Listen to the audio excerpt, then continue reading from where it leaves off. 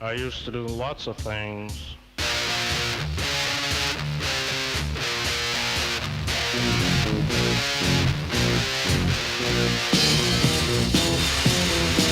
I used to do things and I'd say things and Jesus I was evil. Take things and break things and Jesus I was evil. I never shook baby. Big news, dude. We have a Patreon. Yeah. So Joe and I were just talking. We're like, yeah, I think the past like 8 episodes we've just chatted, and then at the end we're like, oh yeah, we have stuff that we should plug. So Yeah. we're doing it right off the bat here. Yeah, we have Patreon. You can join it, 4 different tiers, merch, and different amounts, of course. That's how Patreon works. You can also give one-time donations. You can check out our Medium page that has all different types of stuff. Mostly fiction, would you say? Yeah, fiction, commentary, poetry, poetry, yeah, all short that fun stories. stuff. Yeah. I have 5 novels that you can check out and lots of short stories. Probably most of them now are probably on the Medium page. Yeah, I would think. Yep. Is that it? Yeah, I mean, it's just breaking news. I think this is so. I think you heard it here, folks. You heard it here first, folks. There you go. Got it. We go. Yeah, managed to spit it out. Yeah, nice. First try too. So yeah, check it out. All the links are in the description. We got some other stuff going on outside the podcast. So if you want to support and check out our stuff, or if you want to contribute some work, some creative stuff to the publication. Oh, and another thing, if you want to be a contributor, do that. Send it to Joe. He's the editor. Mm-hmm. And then if you have any, what I say, I got this from my high school history teacher who I liked. He would always say, any questions, comments, concerns, or complaints. So if you have any of those, DM us on whatever social media you use. I feel like we're mostly on Twitter, but we have an Instagram page too. Or DM our personal pages, Facebook, Twitter, Instagram, with any questions or topics you want us to address, whether it's current events or music or movies or books or whatever that you think we would enjoy or that you'd like to hear us talk about. Got any questions for us personally? I'm sure we're fine answering most of those. And we want to do more kind of like audience engagement and what interests you guys, because that's who we do this for, is the people. Yeah, we're hosts of the people. Yeah, I like to think as lofty and rarefied as our lifestyles are, I think we have not lost our common touch. And right. Yes. I think we would score high on that metric. That's always like, what candidate would you want to have a beer with? Yeah, exactly. Yeah. I drink hard kombucha now. We just call it hard booch. I noticed that. So it's like it's that meme. It's like goes to Southern California once, gets hooked on hard kombucha. I've been to Southern California twice now, but seriously, and now I'm not even kidding. Kombucha, not hard kombucha. I haven't actually had that since California. I will look for it. Yeah, I mean, we have it. It's just I don't even think about getting that. But just kombucha in general, I do drink a lot of. I do like it. It regularly. Was really good for you. It is, and I love sour stuff. So sour. One of the underrated flavors. Flavor profiles. Yes, flavor profiles. That's it. Yeah. Everyone focuses on sweet. Big sour, sour and then umami. Umami is very good. Yeah, I've noticed one of my favorite food. I think why I like New Orleans cuisine so much is because it's like people think it's spicy. It's not spicy. Like some of it can be, but it's like peppery. And I guess that would fall under the umami, like the savory. Like there's a lot of like spices and pepper. It's not like hot. Like I don't like foods that are just hot to be hot. I like flavor hot. That's why I like sriracha. A lot more than like Tabasco, which is ironically Louisianan. But like I like flavored hot. But I like peppery foods a lot. So. Yeah, I love Cajun seasoning damn much. It's so damn good. It's very good. Yeah. Do you have Tony Chachere's out there or Chachere's? Is that a restaurant or is that seasoning? No, it's a seasoning. Okay, yeah, because I was like, that sounds familiar. But no, that's good stuff. Or Slap Ya Mama. Have you ever seen that? I've seen that. You know what's funny? Have I talked about this on the pod? I may have a while ago. I went to law school with the girl who she married into that family. Oh, really? Who does this? Who's invented Slap Your Mama, and she was like a Miss Louisiana. She was very pretty. She married into that family. She was Miss New Mexico, Miss Louisiana, Southern maybe Belle, Miss Texas. Yeah, no, she wasn't like the blonde Southern Belle type, but she was like I don't know, doesn't matter. She was like tan and dark hair, but she said that, you know, this was 2015, 16, 17, like that time, like right, Me Too happened during this time. And she says that they had to, not that they had to, but they put like some disclaimer on the back about like what it means to slap your mama, which is just a saying down there. It's not literal, but it's like, you know, when your mom makes a great meal, you give her a loving slap on the back or something. Like, but like they didn't used to do that. It was like pressure because it was like domestic abuse against women. It's like, no, that's not what it meant at all. It's just a phrase. Right. So. Yeah, there are a few phrases like that in the film industry. I think it's like "kill the baby" or no. Oh yeah, here it is. Because there's a book on this of like filmmaking expressions. Yeah. So I know one of them. So the book is called "Strike the Baby and Kill the Blonde." And so they're very technical terms, but what does that mean though? Like, what did that mean? I don't know. I'll look it up real quick. I know. Well, there's always like certain, and I get it. Like, you do sometimes have to change with the times. It can't be like, you know, you can't be saying like shoot the Chinaman anymore. Like that's not. That's, I get it. Like that's obviously never saying, but you know, like off the reservation is one you're not supposed to say. Like off the reservation, I didn't even know that was about Native Americans. Right. Like I had no idea what that meant. I just thought it meant like they're going on a you know, like off the what's the term alcoholics use, off the wagon. Right. Like, I thought it was something like that. Like I had no idea it had to do with like Native Americans. Yeah. Right. Yeah, I know. Well, we did that episode on those sayings with Stanford or whatever. Stanford, yeah. That was funny because that was like a full circle episode where it was like, don't use African American, and here we are, millennials, where people trip over themselves to say African American instead of black. It's like, actually use black. Yeah. Can't keep up with these people. I know, exactly. I couldn't find strike the baby, but I could find kill the blonde. Killing something, needs to turn it off. So all kinds of things in the direction, you know, kill that blonde. Yeah, I guess it just means to kill something. It means to turn off something. Yeah. I do see, I remember those maps came out. I feel like they're pretty old now, but probably like a decade old or so. That were really cool because they were like regional dialect maps and sayings maps. Yeah. And this is where, like where I live and in like Southeast Pennsylvania and South Jersey, they call what I would call a sub, because I'm from North Jersey, they call it a hoagie. That's like what, I don't know if you've ever seen, that's like a giveaway. If they're saying hoagie in a movie, it's probably like Philly, you know, suburban Philly. It's not used anywhere else. And there were a bunch, the classic ones like soda versus pop versus Coke. Right. Coke, I think, is like the dumbest thing ever. That's a Southern thing, and that's like calling every soda a Coke, which is like calling every.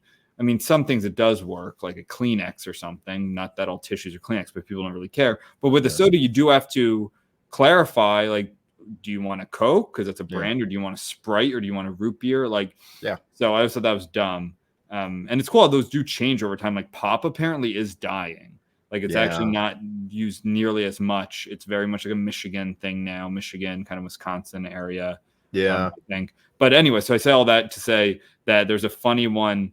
In New Jersey, we do use the term sun shower, and I don't think that's that common. Do you know what a sun shower is? No, what's up? I don't know if you would get them out in California, to be honest, because you guys have the like weather diversity of, you know, Oberlin or something, but because it's always the same weather there unless everything's on fire. But sun showers are when it's raining but the sun is out, right? Which can happen. Obviously there are clouds somewhere, but it looks sunny but it's raining. It's actually a really cool phenomenon. We've gotten one or two of those since I've been living in LA. Really? Once in a big while, in the summer, but it'll just be for like a few minutes. They're very cool. We call them sun showers. In Mississippi, it's called like the devil is beating his wife. And I was like, okay, that one we could probably retire. It's very on the nose. There's really no like slap your mama is like it's a exclamation or something, an imperative or something like that. Like the devil's being his wife really doesn't leave anything for the imagination. That's cool, man. Well, speaking of New Jersey. I was gonna say, speaking of regions. Oh, then speaking of the devil. Oh shit! Fuck. This is why I don't do the segues. This is why pisses me off. Fuck. You're supposed that to was do a the good one. God.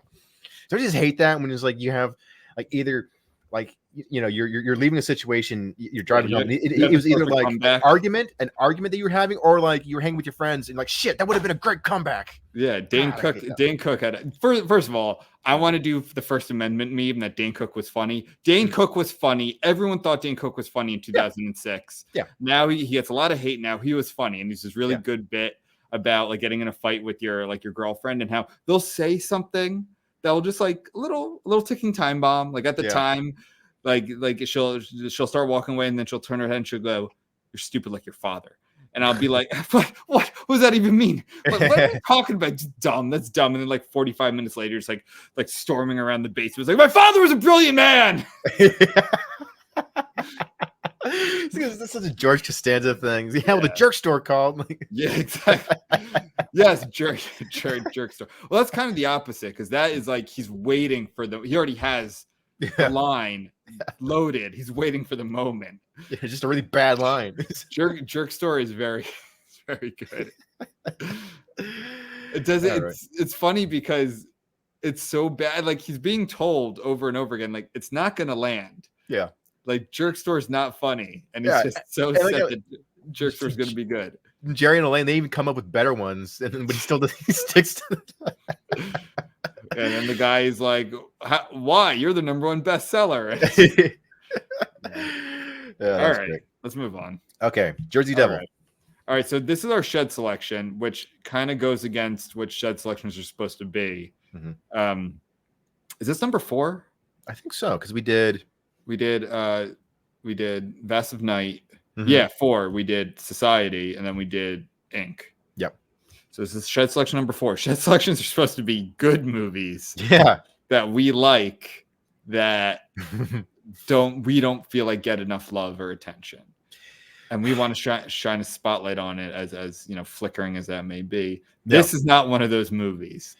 Well, I'm going to very, very, very gingerly defend it by a little bit. So for those who don't know, who are not familiar with this one, this film came out in 1998, a year before the Blair Witch Project. And so for the longest time, this film has often been lumped in with sort of like influencing the Blair Witch as being sort of like a proto Blair Witch. And it kind of is. It's there are definitely a lot of elements that you can kind of see. I looked into this, but go ahead. But yeah, no, it is not. It did not influence the Blair Witch. It's like I thought it at least had that. Yeah, it doesn't even really have that. So anyway, so the movie's called The Last Broadcast. I loved the idea of it. It's found footage. Yep. So yeah, like Joe was saying, I had believed, and maybe this is because I maybe have some bias and hear biased voices about New Jersey, because this movie takes place in New Jersey. And this was kind of like a hipster version of the Blair Witch, where it came out earlier, a year earlier, and it's about a group of four guys. We'll get into what they are and what they do, who go into the Pine Barrens specifically to find the Jersey Devil. And things go wrong, let's say. Yeah. It's not even anything really like the Blair Witch Project. It's not even close to the good. It's like, it almost feels like this movie is from 10 years earlier. Right? Like, don't you get that feeling? Like, I don't know. What was the Blair Witch Project's budget? I know it was more. This is apparently $900. This one was $200,000 to $750,000. Blair Witch? That's a pretty big range. So it's less than $1 million. Blair Witch? It was less. I thought it was like, Oh yes, shot under an original budget of $35,000 to $60,000. The film had a final cost of $200,000 to $750,000. Marketing, right? Yeah. And post-production edits, and Jesus Christ, dude, this Blair Witch made almost $250 million. Yeah, that's insane. That's like a 200%. Was it like a 200% increase return? Like, that's insane. this movie did have $9 budget. Okay, much lower budget, but stylistically, it's also very different. This is more of a documentary, fake documentary, with interviews and this guy trying to put the pieces together of this grisly triple murder in the Pine Barrens, which I think we've talked about a few episodes ago, are part of, I would say pretty much all, like, I guess they would all be South Jersey. Maybe some people would argue some of like Central Jersey, if that even exists. I don't. South Jersey that are like dense woods, sparsely populated, have a lot of folklore to them, most notably the Jersey Devil. Pineys are the people who live there. I think it used to be more of a slur. Now there's like, I've even seen bumper stickers like Piney Power. That's actually a thing. And it is cool. It has like its own kind of culture. It's a lot of like, it's called the Pine Barrens because, and I didn't know this till relatively recently, because the soil is really sandy, so it's not good for growing kind of traditional crops. Oh, interesting. So it's more like blueberries, cranberries, fishing and shellfish and that sort of stuff. It's not like you can just go grow wheat or something, or corn or stuff like that. Right. And as this folklore of the Jersey Devil, who I guess I'll sum up the Jersey Devil real quick. Yeah. There's lots of different stories for it, but the Leeds family were kind of like this very, very early pioneering family. I think it was the mid 1700s, maybe even before that, who were like homesteaders in South Jersey. And they had the woman Leeds had 13 children, and during the 13th she was like, may this child be a devil or something. And some legends say that it was born and it just flew away, and some say that it was born and killed everyone. It's actually really interesting. Maybe we could do a whole, and I know we've talked to the Jersey Devil on a few other episodes, but like that Ben Franklin was behind a lot of this too, and it was actually like family rivalries and stuff like that. Like there's this guy named Titan Leeds, which is an awesome name, who hated each other or something like that. So we can get into that another time, but this is, it's kind of a classic Jersey. It's like the first thing you learn about New Jersey when it comes to like monsters and folklore. It's really, it's literally the name of our hockey team, or the New Jersey Devils. So it's a huge, it's a huge part. Exactly. Seinfeld again. I'm of the belief that you can bring like anything back to, dude.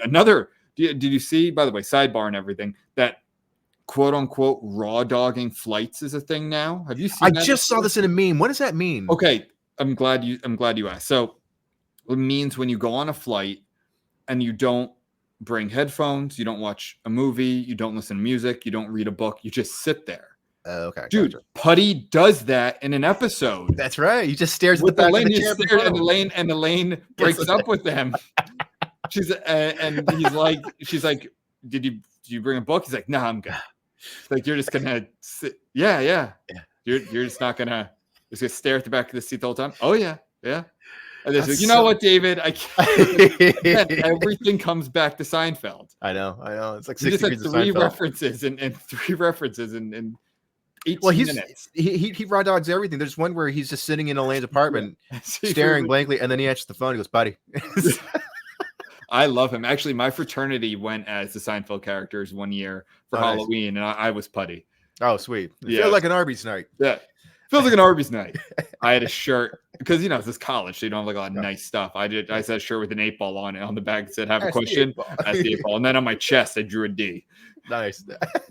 What's that on your chest? It's the letter D. I thought you were done with face painting. It's like, well, as you can see, this is not my face. Got to support the team. My friend, he went as George, actually shaved his head. Oh, so shit. He went hardcore. He like shaved the top of his head. Damn. It was very well done. Of course, our one Egyptian friend went as Jackie Childs. We didn't have any. Oh, we didn't have any black guys. He's the darkest guy you had. We didn't have any black guys. We had an Egyptian guy and an Indian guy. So one of them had to go as Jackie. So that worked. Yeah. Nice. So very funny. Yeah. But yeah, no. Well, the Jersey Devil thing, because I think I might have mentioned that to you the last broadcast, because we've talked before about found footage films, and so I think I've recommended that to you because I saw it like 12 years ago, and I remember not being a huge fan of it, but like when I was under the impression that it had influenced the Blair Witch, I was like, oh, this is kind of it's not a great movie, but it's all right, and it's kind of like a proto Blair Witch, and it's kind of an interesting little curiosity in the world of found footage horror. So all right, whatever, I'll give it some points for that. And then I watched it, and then you texted me last night and you said that it was terrible, and I was like, oh well, let me see. And I watched it, and I was like, yeah. So what happens is, here's one thing a couple things I liked about it, where it's these two guys, and I'll pull up names, but these two guys, and they have this kind of like shitty public access show. And it was like a Wayne's World sort of thing. Yeah, honestly, it's called Fact or Fiction. Yeah. And at first I'm like, oh, this is really bad acting. This is really shitty. But then in the movie, the guys giving the interview are like kind of shitting on that show. So it's like, oh wait, it's like kind of supposed to be bad and dorky and like not well produced. Yeah. And it's these two guys as it's Steven and Locus. Yeah, Steven and Locus are the Fact or Fiction co-hosts, and then there's this guy Rain, who's a paranormal sound man, and then what rounds it out is this guy named James Seward, Jim, who is like, they never say exactly if he's a like a hoaxer or a like he's into magic. He claims he can. He's kind of psychic or whatever. Yeah, and then he does something with his arm where he like writes the date on it and pretends he's being burned, and that's like the date they're going into the woods. But the whole thing is that they go into the woods, into the Pine Barrens. There's a brutal double murder. They can't find the third body, but Jim is charged with the murders of these three individuals, even though one, they didn't find the body. They do this thing in the movie that I can't really stand with movies, and I might be out on a limb here, and I haven't seen it in a while. It deserves a rewatch, but is 12 Angry Men. I don't like that movie. I remember really disliking it because it was like the whole thing is one guy like picking apart all the different aspects of this murder to get a not guilty plea. Yeah. But to me, it was like the kid had motive. He had a like, okay, like I'm not gonna get into it, but it didn't seem like they overcame reasonable doubt. Yeah. Like, no, there's still not reasonable to doubt this. That was the same thing here. It was like the people who were really on Jim's side and that this wasn't a triple murder, even though there were no other suspects, were like, yeah, he had like bloody clothes in his room with blood of all three victims, and it was not explained. Right. Or he did show aggression, and he did have kind of a resentment towards them because they were kind of teasing him, calling him, are you a psychic or a psycho? And like, is that a motive for murder? No, but he's a weird dude who like was the only one there. Yeah. And we're going to get into the ending, which really the floor fell out of this movie with the ending, where up until the ending, and we'll get into what I mean by that, I was teetering on like, maybe I can recommend this movie. Right. Maybe this can be a 60 or higher, maybe barely, especially if it did. At this time, I didn't know it actually didn't influence Blair Witch Project. Yeah. Blair Witch had been conceived like 3 years earlier, just hadn't been filmed yet. Yeah. Who knows? I don't know. And it wasn't the first found footage movie. Even maybe still, I could recommend it. Yeah. But the ending is so goddamn bad. Real quick, regarding the legal stuff, and I don't know, I'm not, I'm pretty ignorant of this stuff, but I wonder if this was a mistake. So in the film, Jim gets 2 life sentences served consecutively. Is that possible, or because they said consecutively in the film, or did they mean to say concurrently? Concurrently, I thought was that a mistake on that part? Yeah, I thought that too.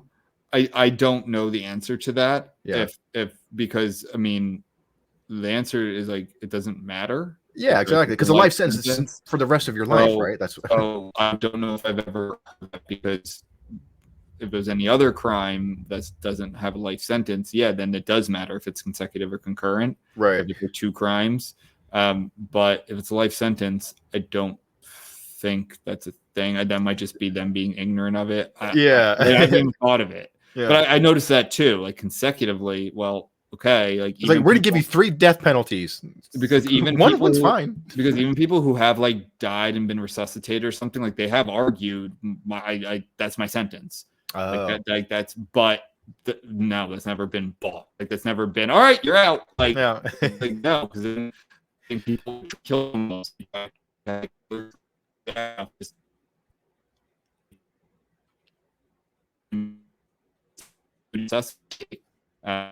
I just lose you there?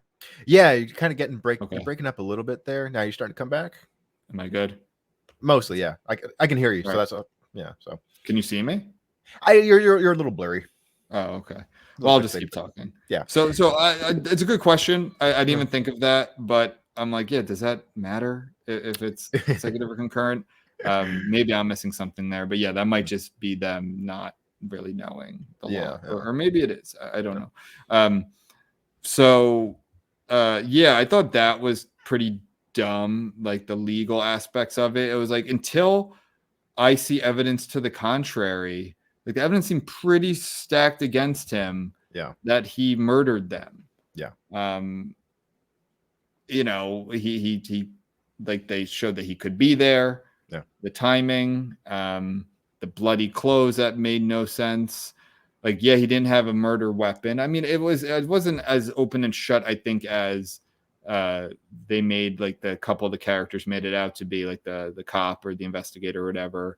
But also, you know, I was actually just listening to a podcast this today about the Matthew Shepard trials. Like, the prosecution doesn't have to find every single, like their job isn't to find every single explanation for something. It's to, if you can prove your case, the charges that you're trying to prove, like that's all you have to do. Right. So if the evidence is there, like clearly the evidence was there to convict him of these crimes. Yeah.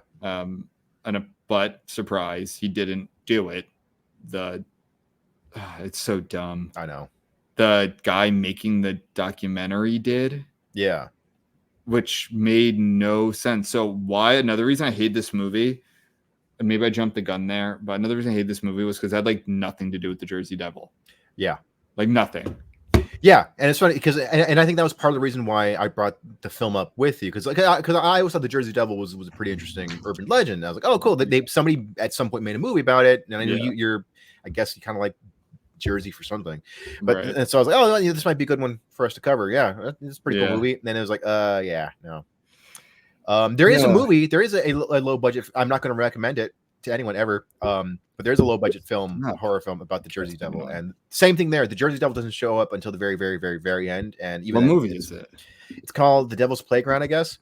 One of the only reasons why it gained any sort of notoriety was because it starred an actress named Ellen Sandweiss. She was the one who got raped in The Evil Dead, the very first one, by the tree. Oh yeah, yeah. And so she didn't do any other films for like 25 years or something, except this weird, dumb little Jersey Devil movie. Really? Yeah, and so it was like, oh, look, starring Ellen Sandweiss from Evil Dead. It's like that was from 25 years ago, but okay, sure. I watched it, and it was bad. Yeah, it was very bad. So the Jersey Devil, you never even see it. It's mostly about a family going out into the Pine Barrens for a camping trip or something, and then they get kidnapped or harassed by some like weird inbred family. So it's more like a Texas Chainsaw sort of thing. And then it's not until the very end that the Jersey Devil shows up, but even then, it just slits someone's throat and it flies away.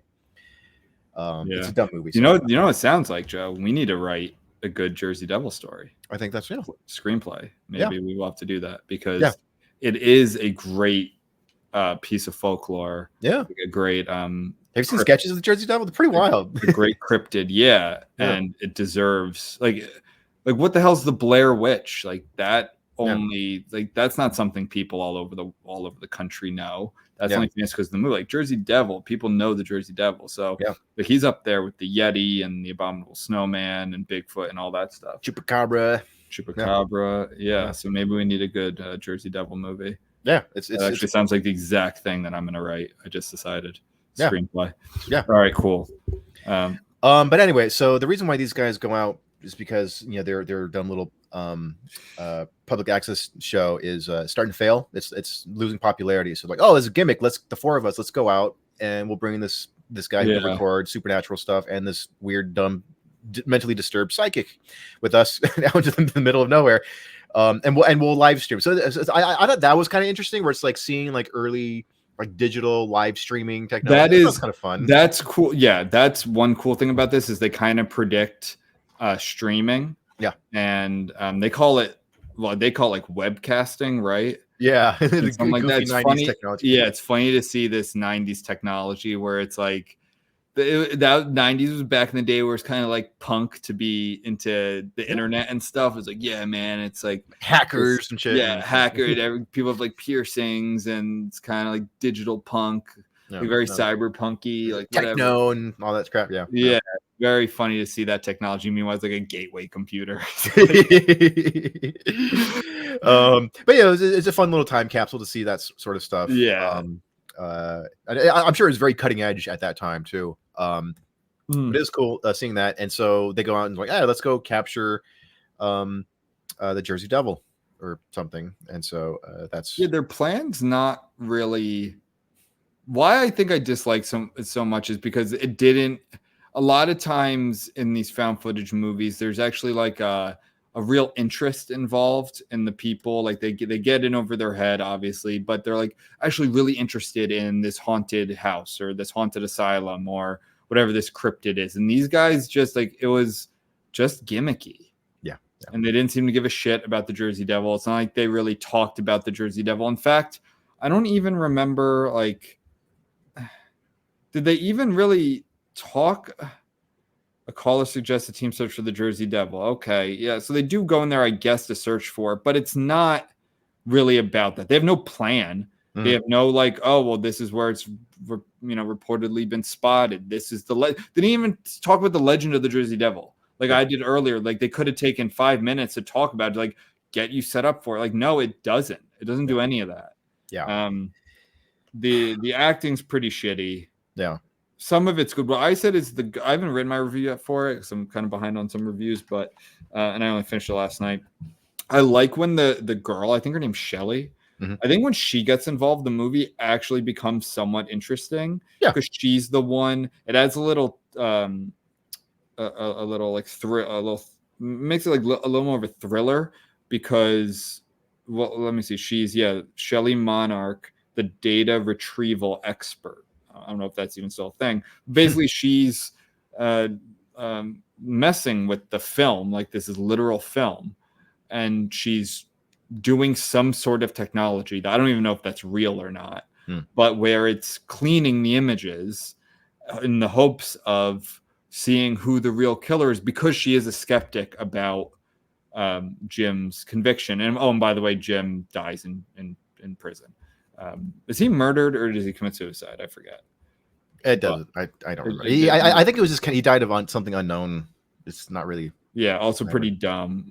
So basically they're trying to, and also I think like, I don't know, this might sound morbid, but they're spending all this time to find the innocence of the person who's already dead. Like, I guess they do argue, well, the real killer's out there. Okay, fair enough. Fine. Right. But I think it's a lot more compelling if someone is wrongfully imprisoned. Like that makes a much more sympathetic character. And again, this isn't real life. Like they could just made that up. Like just have him die seemed really dumb, where they could have been interviewing him and he could have been giving more context for what happened that night, just to say like, oh, he got killed in jail. I think he gets murdered in prison. It's like, oh, well, that kind of stupid. Yeah. So yeah, the big reveal, which I already spoiled, that show like I think you think as in the viewer that, oh, here it comes. Like here it's going to show Shelley did all this work and it's going to show that it's some Jersey Devil beast thing.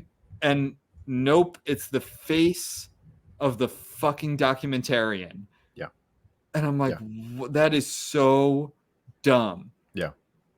And then it comes out of nowhere. And then he kills Shelley. Yeah.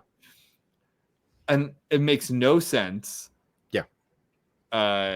Yeah, and I know a lot of the reviews for this talked about the ending being just god awful. Yeah. Yeah, I mean, there's not a single. It's not like The Sixth Sense, where it's like, oh, if you watch closely, you can see clues or this and that. It's not that. It just comes out of nowhere. It's just a twist for its own sake. It's the worst kind of twist. Yes. Like nonsensical, not there weren't any Easter eggs or there weren't any like you said clues. It's just bad. It's just a bad twist that just takes any sort of interest or it's just a letdown. Yeah, and it also it's illogical with the rest of the film, because the whole film is a fake documentary. So, and it's presented by this host, and so it's in like true like crime documentary fashion. It features him narrating and found footage, interspersed with interviews, and then it cuts to him filming himself at the end, and you're just like, okay, you just broke the entire logic of the thing. Like, why did you put this documentary about something else, and then you put yourself at the very end? So it just doesn't make any sense. It's just it's very stupid. That just soured me on the whole movie. Yeah. So so something this kind of reminds me of is which might be cool for us to check out. I guess I don't know if it would necessarily qualify as a shed selection. So have you heard of Ghost Watch? Have you heard of that? Mm-mm. So Ghost Watch came out in 1992 on Halloween. It was a fake it was a mockumentary, and it came out, it was on BBC. So what it was it was a group of like real actual BBC news broadcasters. And for fun, they're going to go to a haunted house, a supposedly haunted house, with all this history behind it. And the main apparition, I think his name is like Mr. Pipes or something like that. Like, oh, he's the one that people who have lived here or people who attend the place that he's the main sort of apparition. So for Halloween, let's do a live broadcast of this group of actual broadcasters broadcasting live on Halloween, exploring this house. And what they would do was, this is all pre-recorded. This is all like an elaborate hoax. And so what they did instead, so what they did was you would see like a shadow in the background, and then they would replay it, and they would just do like a close up and I thought I saw somebody behind me and this and that, and they would zoom in. And then oh no, it was nobody. But then you as the audience would be like, no, there's a shadow right there. There's somebody right there. But the broadcasters were playing dumb. And so it was fucking with the audience. We can go, no, holy shit, no, there's a shadow, there's a ghost right there. And so it was it was very controversial, because apparently it got a million phone calls that one night of people going oh my God, what happened to the broadcasters? There are ghosts there. And so, but it's become this sort of legendary thing now. I think the whole thing's up on YouTube. But I heard but people look back on it and say, oh my God, it's like a great hoax. It's called Ghost Watch, one word. Came out in 92. It could be a fun thing for us to check out, this fun mockumentary thing. But that's so cool that they got actual real broadcasters to make it look like it was a real thing, but it was all pre-recorded and it was just shown that night. We could do that, definitely.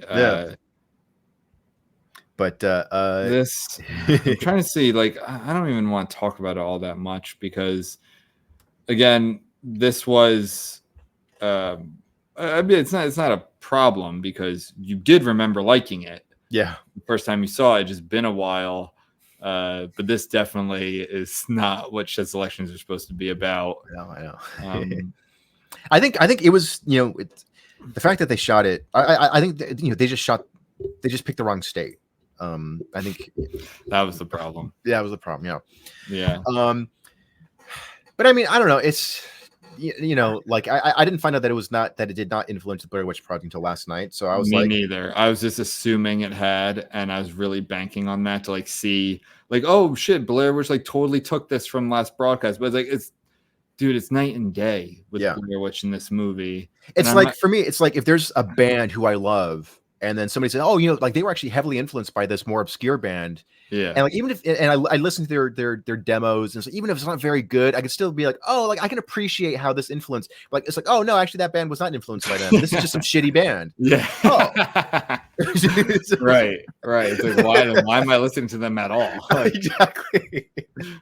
Yeah, I know, man. And I wanted to love this movie because it checked so many boxes. I know. Found footage, New Jersey, Jersey Devil, influenced a huge pillar of a horror subgenre, which we do have to pick our subgenres for this year's Horror Fest. Yes. Found footage might be one of them. One of my favorite horror movies is a found footage horror movie. I think it's, when I say found footage, I mean I think this technically is like live streaming. I don't know if it's like found footage because it's much newer, but it's Ganjam Haunted Asylum. I know I've talked about it many times on this episode. It's a Korean movie. It is so goddamn scary and like really, really well done. And it's all like body cams and stuff because it's not, the 90s. It's I think it's a 2019 movie, maybe sometime late 2010s.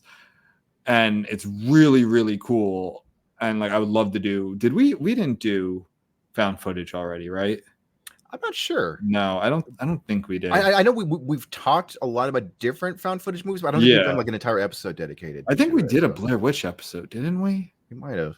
We'll go back through the archives. Yeah, we'll look at reckless archives. Yeah, but I think found footage would be a great subgenre to do this year. But this is not a good one. So I want to dive a little bit more into the like the very tenuous Blair Witch connection here. So this is from IndieWire. This is actually like an old article from 1999 when Blair Witch came out. Let's see. IndieWire was around in 1999. Holy shit! I guess so. So there was here we go. Flap brewing over which came first, screamed a New York Post headline on Tuesday. At which point, Entertainment Tonight weighed in. On Thursday morning, live on Good American, Diane Sorrett prodded Dan Merrick and Ed Sanchez, who directed the Blair Witch Project, about the issue. Other national news wires, broadcast media outlets, and even Howard Stern joined in as the controversy grew. The last broadcasts, Stefan Avalos and Lance Wheeler, who are the directors of the film, tried to manage the crush by talking with some of the press while the Blair Witch guys stayed quiet. Even though Avalos and Wheeler never charged that Hodgson stole their idea, the media inquiries increased, and is often the case, press relied on the other press reports to enhance their stories. So it blew up, and it just kind of kept blowing up after that. An Entertainment news report stated plainly that Avalos and Wheeler are outraged and said that no lawsuits have been filed yet, implying that litigation might be forthcoming. Merrick and Sanchez continued to remain silent, deferring to a brief statement released by their publicist Jeremy Walker, indicating that they conceived of the film in 1992 and registered it with the WGA in 1996.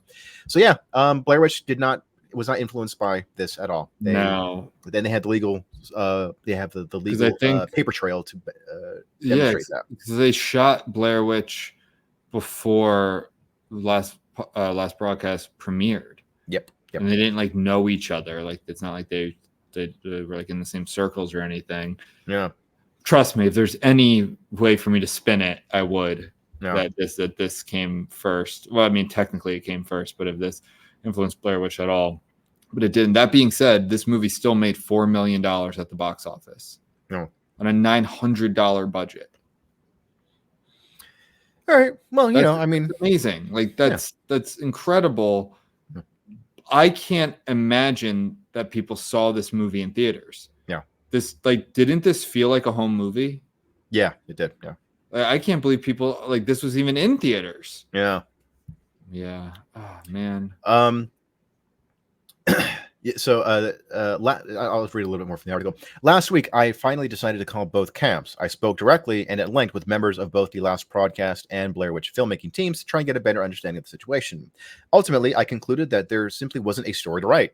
Avalos and Wheeler were not alleging that Haxon Films is the production company of Blair Witch, stole their idea, nor were they pursuing litigation involving copyright infringement. They were simply saying what I believe they have been saying all along, reinforcing that their movie will soon be available on video. If somebody enjoys the Blair Witch Project, there's a chance they will enjoy our film, and we hope they will check it out. So it seems like they are trying to kind of piggyback on the success of Blair Witch too. Sure, yeah, which is shitty, but I also get it. Blair Witch was...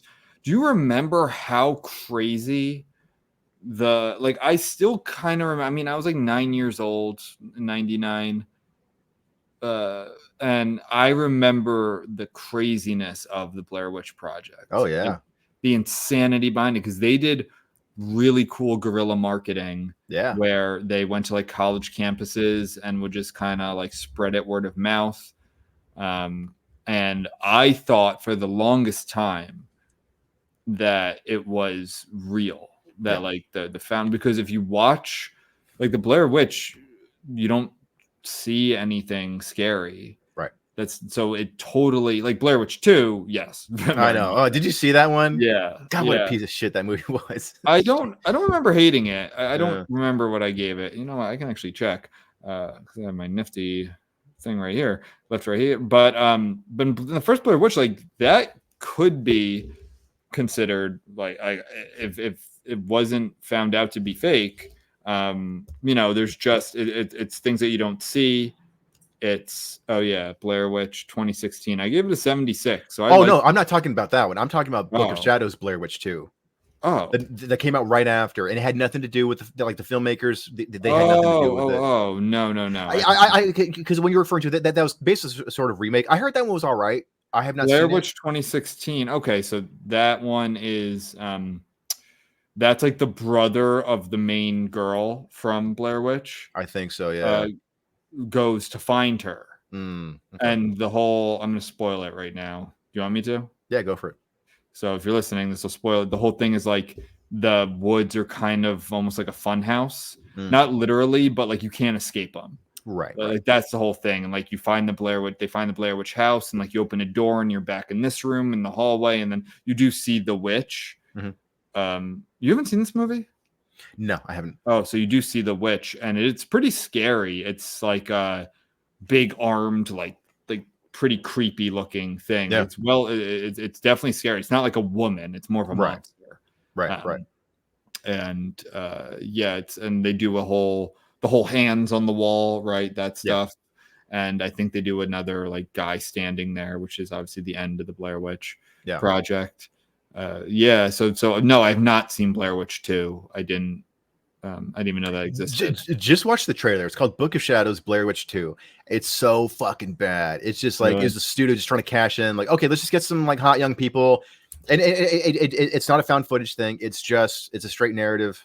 And it's just, a group of hot young people go out into the forest to try and. They came out like the next year. Oh my God. Yeah. They that was such a pot boiler thing. It was like, they just trying to cash in on it. Yeah. But released right around Halloween a year later, and guess what? It made $47.7 million on a $15 million budget. I know, it's stupid, but real quick, I want to talk about a little bit about the Blair Witch marketing because it's pretty cool. It's thought to be the first widely released film marketed primarily by the internet. The film's official website launched in June, featuring faux police reports as well as newsreel style interviews and fielding questions about the missing students. And on IMDb, it also listed the actors as missing, presumed dead. Wait, for Blair Witch? Yeah. I know. It was really cool. Yeah, they don't. It was also something they couldn't pull it off today, so it's kind of like this trapped in amber type situation because that's just like wouldn't happen today. So I really like Blair Witch is very, very cool. Yeah. I definitely found it scarier when I thought it was real. Because I think the first time I saw it, I did think it was real. Oh, yeah. We were all talking about that. Yeah. Yeah. I definitely didn't see it as like a 9-year-old, but I probably saw it as like a 14, 15-year-old. And I guess I just hadn't heard that. I just assumed it was real. Yeah. I guess no one said, hey, that whole thing, that was fake. Like no one said that to me. Yeah. So I remember being like, holy shit, this is real. Like what happened to them? And my dial-up internet I probably didn't feel like dealing with that. So, but yeah. You know what's funny is that the Blair Witch Project, that's one of the few movies where it's like when I saw it as a kid, because my parents let me watch it when I was like 9 or 10 or something like that, and I did not think it was scary because for me a horror movie was like you had to see monsters and blood and guts, and there's almost none of that. Right. And then so I was like, it's kind of intense, I guess, but it's not scary. I don't know why people are freaking out about it. And then when I watched it as an adult, then it freaked me out. Then it really got to me. It's that, like I appreciated the subtle horror. Well, what's cool about it is when they're like, I like how we just turned into a Blair Witch episode. I know. This last broadcast was really fucking bad, and I don't like talking about bad movies. I'm not one of those people. Like some can be for a little, but like I don't want to talk about bad movies, but I like talking about good movies. And what's cool about Blair Witch is about Unspooled did a really good episode on them on this movie. They do episodes for just like one movie per episode. It's very cool. And like when they're arguing in the woods and stuff like that, like they're actually really pissed at each other. Yeah. Like there's a lot of like real like they did pretty realistic stuff in that sense. And did you mean to turn off your No, I accidentally bumped it. It should be turning back on in just a second. Here we go. Yeah, so weird. I remember that. Like they actually were like pissed at each other. They were getting at each other. They were lost sometimes, like that kind of stuff, which added to it. Yeah, the authenticity of it. No, absolutely. Yeah, no, they absolutely took advantage, and I wouldn't be surprised. I think I read somewhere that the director intentionally gave them wrong directions to just to make or like with Stuff like that. Yes, or like yes. take away some of their food or something, just to kind of like Right. just put them on edge more and more throughout the film. Yeah. We talked a lot about that with The Exorcist. Was like the extreme length that a director will go to get a good performance out of. Yeah, it's really fucked up and abusive sometimes, but at least a great art. well, yeah, like what they did to Shelley Duvall in The Shining was horrible, Yeah. but it made a great performance, and I guess I care more about that. I probably wouldn't say that if I was like one of Shelley Duvall's loved ones. Yeah, but I'm not, and I think she's fantastic in that movie. Yeah, that's because she got tortured. Yeah. So, but yeah, check out the Blair Witch Project. You don't need to see. Unfortunately, yeah. Last Broadcast is really, really bad. The ending is it's one of those endings where I'm just like, I just want to turn this fucking thing off. Like, luckily, it doesn't go much longer after that reveal. Yeah, it's like what, and then it's like they talk about how mutilated these bodies were, and talk about like serrated edges and stuff. How? And so the whole time you're like, oh, that means it's going to be like the devil's, jaws or something. Yeah. How did this guy do it? Yeah. They don't explain it. He doesn't kill Shelley with a crazy weapon. He kills her with a plastic bag. Yeah. It was really lame. It doesn't make any sense. Yeah. And like how you're saying, like how, we don't like talking too much like about bad movies. It's like, it comes, I think, more from a place of like disappointment, where it's like it had a lot of things that were interesting about it, where it's like, oh, Proto Blair Witch, Jersey Devil, this is kind of a lost hidden gem. Like, okay, this might be cool. Yeah, no, I was really not much to recommend. I was really looking forward to watching this too. Yeah. Okay, well, this will still be a shed selection, but we'll think of something to be like, actually don't watch it. Or maybe we come up with a whole new segment where it's like movies that we thought were going to be cool but ended up not being cool. Trash selection. It's shit selection. Garbage selection. Dumpster delight. And again, dumpster delight. I don't know. Like, I wouldn't shit on a movie. I know it's extremely hard to make a movie. Right.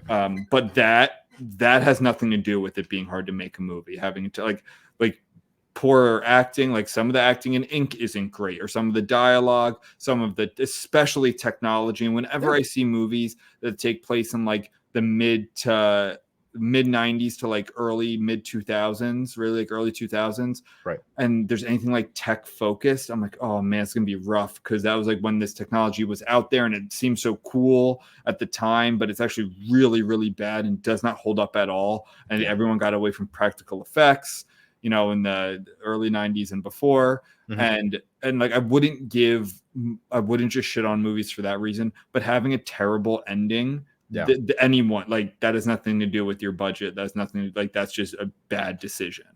Right. I mean, we're you and I think we're willing to overlook outdated technology or things like that. If it's like, oh, but it's a creative story. Right. It's original. It's got some cool stuff. Yeah. If they had a bigger budget, they could have pulled out of it. But it's like, this is actually like a really cool. If you overlook some of like the rougher edges, you can get a lot of enjoyment out of this.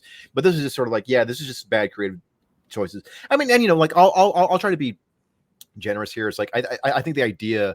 I mean, it's very passé now, but I think the idea then of doing like a fake documentary about something, again, like on its surface, it sounds great. It's a cool premise. Totally.